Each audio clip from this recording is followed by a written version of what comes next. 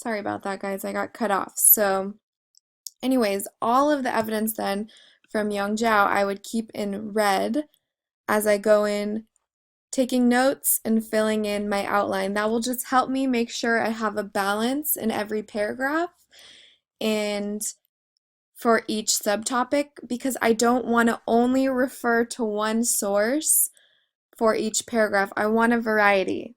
I want lots of different sources to support my different subtopics. The more sources and the more of a variety I have, the better.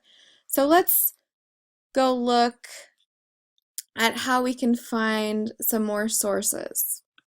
You should be learning this week about how to evaluate sources online, and you'll also be able to use library database sources. That's great.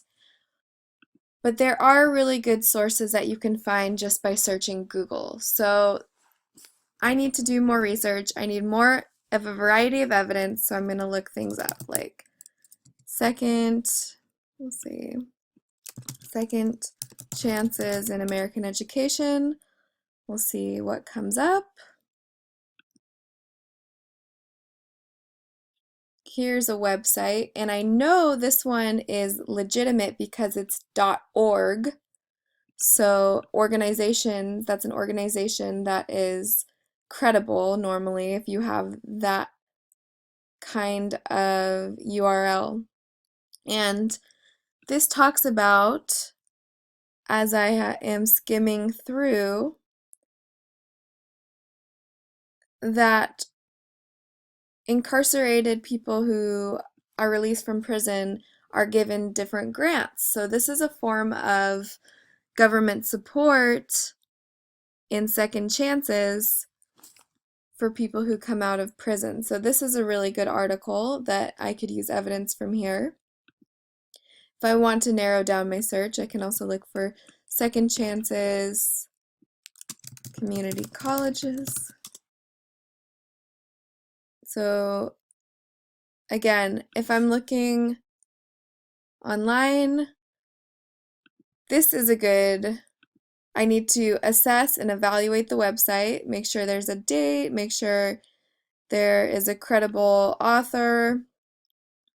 Anything from a news source or magazine is usually okay. Blogs are not okay, so you need to make sure that the sources you find online are legitimate. And then you'll go through reading them, you'll find evidence, you'll add it to your outline, which takes us then to our last step. Let's take a look. Our last step is once you have your outline and you've got your notes, so you've filled it out, you need to organize it. You need to make sure that all of the evidence that you have matches the different subtopics, and then you want to make sure that the subtopics all flow together so that when you start writing your research paper, you just look at your outline, you've got your thesis statement, and you start writing. So my first body paragraph would be about what second chances mean, and I would use my evidence and I would add some I say, and hopefully once you have that organized outline, the writing will just flow. And lastly, you don't want to forget the works cited, which is the last and also equally important step. So if you guys have any questions, please ask me, email me, whatever, and have fun researching.